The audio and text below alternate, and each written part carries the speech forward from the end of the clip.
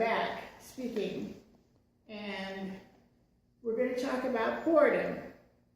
Okay. Do I bore you? No, you don't bore me at all.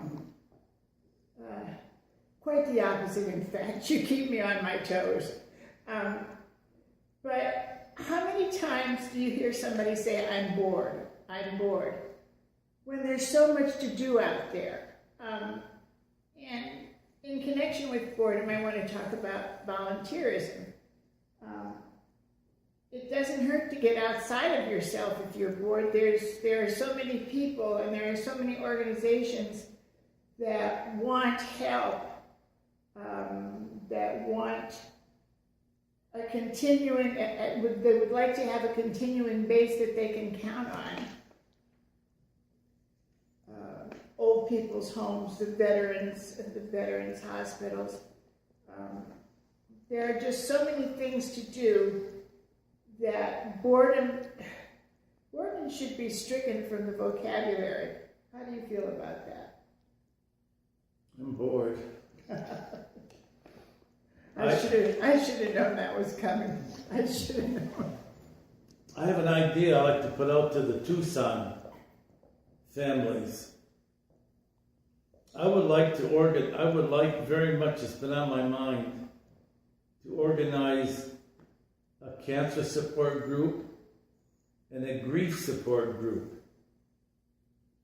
And I did put something in with the Angel Funeral Home, and I don't know if it's in there or not in their package, but I never heard from anybody.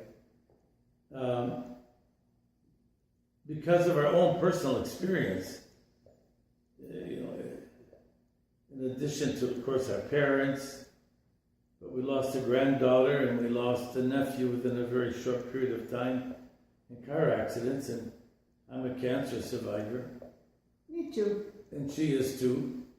And I think it'd be good if we would have a group that would be able to reach out to people and to do some good in our community.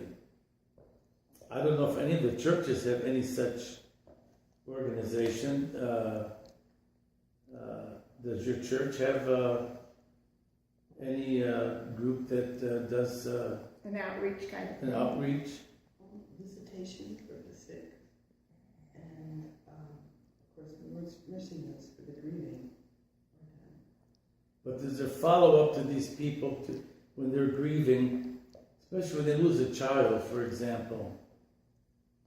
Is there any follow-up to go see those families? How do you go about starting something like that? I mean, there are so many groups in existence already, unless you're looking for something that would be more personal, more compact, more trained to the individual. There are so many already cancer organizations and They told me that at TMC, but I don't get it. Don't get what? Yeah, I was going to say, Because when I was in the hospital last year when my brother died, and I tried to get pastoral services, nobody came. Nobody came. Don't hospitals usually have a chaplain? Supposedly they do. But nobody came to my room. It wasn't for the nurses to consult. That's why when I was in this time, they all remembered me. But there's so many places that a person could volunteer. It's almost a sin to say you're bored, because it means to me it sounds like you're looking for somebody to entertain you or somebody to do something to make your life better. When getting outside of yourself is the best way to keep from being bored. Plus, it's a great way to meet people, to meet new people who are of like mind, the people that you will meet volunteering or trying to help out in an organization are usually very civic-minded or very other-directed, so that they would be delightful. They would be delightful people to meet and to know. Compassionate, as I said, other-directed, usually energetic because you've got people with a lot of extra energy that are putting it out there. I'm sure our veterans hospitals need volunteers. Also, if you go to your church, we had an altar society that women after a certain age would be able to go into the altar and clean the altar and make sure everything is spick and span. When I was in Russia and Syria and Lebanon, the women were in the altar before and after each service, keeping the altar clean, and the altar boy robes cleaned, and the priest's vestments cleaned, and making sure that the beauty of the service is not inhibited by dust. Because I've seen some altars that were terrible. So what would be the first thing you would say if somebody says, I'm bored and what shall I do? How can I get out of this? What would your advice be? Smack them on the head and tell them to get off their duff and transcend their own selves. When I had cancer, I was taking chemotherapy, and I was on the telephone help because it just so happened at that time a whole bunch of people had cancer in Montreal. So I'd be on the telephone counseling them, and some of the doctors came in and said, "You got to stop that now. You're going to inhibit your cure." And the nurses said, "Leave him alone. This is what's going to cure him. Leave him alone." And actually, they ended up doing several television shows on our activities, going around Montreal, visiting people that were literally at death's door. And I think I mentioned it once. And I don't know, there can be no joy. You can always volunteer to read in a children's hospital. You can always volunteer to read to children. Do they have food on wheels here? Meals on Wheels? Meals on wheels? I'm pretty sure. Certainly, I'm sure they must. But would they have it in the church? Not that I know